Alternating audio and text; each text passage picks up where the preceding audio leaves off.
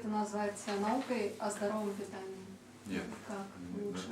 Это не питание, потому что это же образ жизни, потому что ты,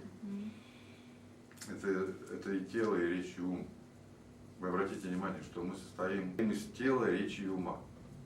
То есть у нас что? Мы подумали, сказали, сделали. Вот наш алгоритм. Подумали, сказали, сделали.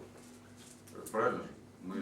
А если мы работаем по-другому, то у нас уже дисгармония. Отсюда гневная агрессия появляется, потому что ты сказал, подумал, а сделать не сделал, забыл.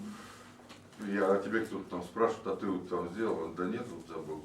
Поэтому вот телом делаем, речью мы говорим, а умом думаем. Вот, собственно, три, которыми мы обладаем. То есть нас, по сути, мы не одни, здесь нас трое. Горыныч о трех головах. Да.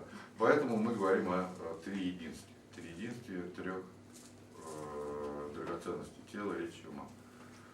Вот это вот